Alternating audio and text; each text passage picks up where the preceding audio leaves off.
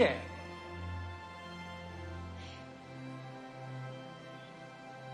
घटनाएं होती है, उसका नियंत्रण वगैरह करना, जैसे वहां खड़े हो गए समाज के सब लोग डॉक्टर लोगों के साथ, घटना होने ही नहीं देना, इसलिए चौकन्ना रहना चाहिए, सुरक्षा देनी चाहिए। परंतु होने के बाद भी वहां जिस प्रकार से टालमटाल का प्रयास हुआ, अपराधियों को संरक्षण देने का प्रयास हुआ, ये जो अपसंस्कृति फैली है, उसके साथ अपराध और राजनीति का जो गठबंधन हो गया है, उसके ये परिणाम है। हमारी सांस्कृतिक देन है ये दृष्टि जो कहती है मातृवत परदारेश, पराई स्त्री माता समान है, जिनसे प्रबोधन प्राप्त होता है परिवार में, अपने परिवार के जनों से प्राप्त होता है, और माध्यमों के द्वारा जाने अनजाने समाज इनसे ग्रहण करता है। वहां यह भान रहना चाहिए कि हम क्या परोस रहे। वहां अगर इसका भान नहीं रहा, इन मूल्यों का तिरस्कार हुआ, उपेक्षा हो गई, तो फिर वो महंगा पड़ेगा।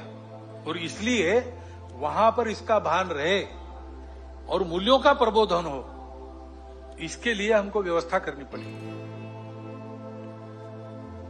ये जो परिस्थिति सारी चल रही है, उसमें हम देखते हैं कि ये सारे खतरे संस्कार भ्रष्टता के कारण और आपस में अलगाव की हवा बहती है, उसमें बह जाने के कारण देश में सर्वत्र आप देखिए, सीमा से लगे पंजाब है, जम्मू कश्मीर है, लद्दाख है, समुद्री सीमा पर केरल है, तमिलनाडु है, और बिहार से मणिपुर तक पूरा पूर्वांचल है, अस्वस्थ है।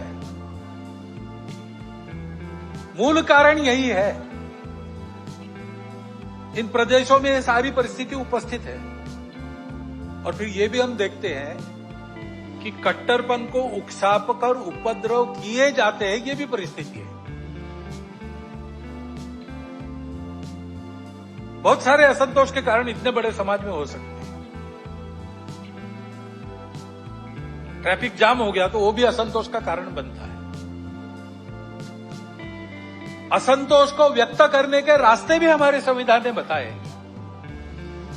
प्रजातांत्रिक रीति से हमको जो अच्छा नहीं लगता उसका विरोध हम कर सकते हैं, करना भी चाहिए।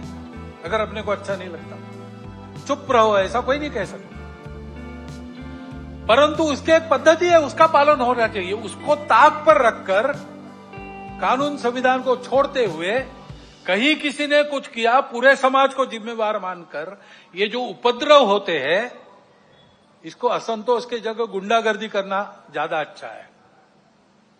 ये गुंडागर्दी होती है और कहीं कहीं ये हो जाती है समाज के कट्टर स्वभाव के कारण,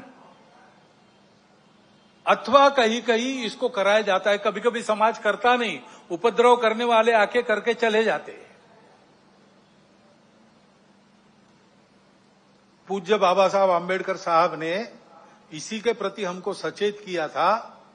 संविधान समिति ने जब संविधान अर्पण किया, संसद में बाबा साहब के 2 भाषण हुए, उसमें एक में उन्होंने उल्लेख किया है इन बातों को, उन्होंने ग्रामर ऑफ अनार्की, अराजकता का व्याकरण कहा है। अब ये इशारा हमको मिल चुका है, हम लेकिन ऐसा करते हैं। अभी गणेश उत्सव के पथराव विसर्जन के जुलूसों पर हुआ, क्यों हुआ? कोई कारण नहीं था। ऐसी बातों का नियंत्रण त्वरित करना प्रशासन का काम है। कहीं करते हैं, कहीं थोड़ी ढिलाई भी दिखती है, परंतु प्रशासन आते तक तो समाज को भुगतना पड़ता है। तो इसलिए समाज को तैयार रहना चाहिए, सावधान रहना चाहिए, तैयार रहना चाहिए। गुंडागर्दी नहीं चलने देनी है। गुंडागर्दी को किसी का सैंक्शन नहीं है, और गुंडागर्दी किसी की भी हो वो क्षम्य नहीं है। अपना और अपनों का प्राण और चीज वस्तु, इसकी रक्षा करना ये अपना अधिकार है, मूलभूत अधिकार है।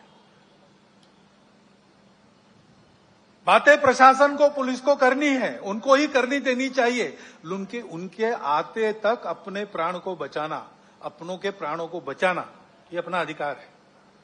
उसके लिए समाज को सजग रहना पड़ेगा। सजगता से होगा ही नहीं, हो गया तो सन्नद्ध भी रहना पड़ सकता है। भाई वर्णन सारा किसी को लड़ाने के लिए नहीं कर रहा हूं, डराने के लिए भी नहीं कर रहा हूं। ये परिस्थिति है, दूसरी भी है, अच्छी परिस्थिति भी है, अच्छी बातें भी हो रही। हमको इस परिस्थिति में से जाना है और इसलिए क्योंकि हम सबकी इच्छा है अपना देश एकात्म हो, सारे झगड़े समाप्त हो, अपना देश बड़ा बने, सबकी इच्छा है, सबका कर्तव्य भी है। और इसलिए समाज की एक विशिष्ट प्रकार की स्थिति चाहिए, विशिष्ट दिशा में प्रयासों की आवश्यकता रहती है। समाज स्वयं जगता है, अपना पुरुषार्थ करता है, तब महापुरुष, संगठन, संस्थाएं, प्रशासन, शासन ये सब सहाय्य कार्य होते हैं। समाज की स्वस्थ स्थिति से सारे उपद्रव टल जाते हैं। जैसे इम्यूनिटी कम होने के बाद रोग आते हैं, स्वस्थ अवस्था शरीर की ढलती है, बीमारियां बाद में घेरती है और बीमारियां भी स्वस्थता को नष्ट करती है। और इसलिए यह स्वस्थ अवस्था समाज की सशक्त अवस्था यानी समाज की संगठित अवस्था है।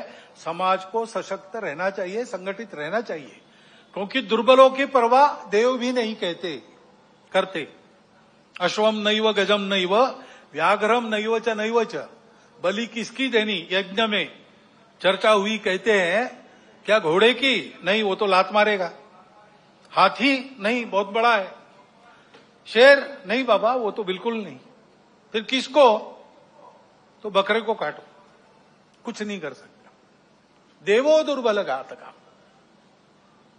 और इसलिए इस स्वस्थता को, संगठित को उत्पन्न करने के लिए संपूर्ण समाज में कुछ विषय हम शताब्दी वर्ष के पश्चात ले जाएंगे। अभी 1.25 साल शुरू हुआ है, वो पूरा होगा 1925 में। उसके बाद साल भर शताब्दी वर्ष का कुछ चलेगा। उसके बाद समाज में हम विषय लेने जाने वाले हैं। समाज के स्वस्थ स्थिति की पहली शर्त है सामाजिक समरसता और सद्भावना। इसके बिना संगठन संभव नहीं। और इसलिए इन बातों को ले जाना है। लेकिन ये बात ले जानी है, कार्यक्रम ले जाने से नहीं होता। कुछ प्रतीकात्मक कार्यक्रम कर लिए तो समरसता सद्भावना नहीं आती है। व्यक्तिगत स्तर पर, पारिवारिक स्तर पर काम करना पड़ता है। समाज के सभी वर्गों में व्यक्तियों की और कुटुंबों की मित्रता होनी चाहिए। मैं जितने दायरे में घूमता हूं, फिर काम करता हूं, वहां के सब प्रकार के रहने वालों में मेरे मित्र होने चाहिए। मेरे परिवार के मित्र कुटुंब वहां सब प्रकार के रहने वालों में होने चाहिए। भाषा विविध है, पंथ संप्रदाय विविध है, खान पान रीति रिवाज सब अलग अलग होने के बाद भी ये कुटुंबों की और व्यक्तियों की मित्रता, यही समाज में समरसता लाती है। प्रबोधन करने के लिए बाकी सब काम आता है, आचरण करने के लिए ये प्रत्यक्ष मित्रता चाहिए। और जहां जहां लोगों को समझाना संभव है, अपनी इतनी साख है, वहां समझा के पर्व त्योहार सबके होने चाहिए। ये विषमता इतनी विचित्र हो गई कि हमने अपने संतों को, देवों को, सबको बांट लिया। वाल्मीकि जयंती वाल्मीकि बस्ती में ही क्यों हो? वाल्मीकि ने रामायण तो पूरे हिंदू समाज के लिए लिखा। तो भगवान वाल्मीकि की जयंती सब मिलके मनाए, भगवान रविदास की जयंती सब मिलके मनाए।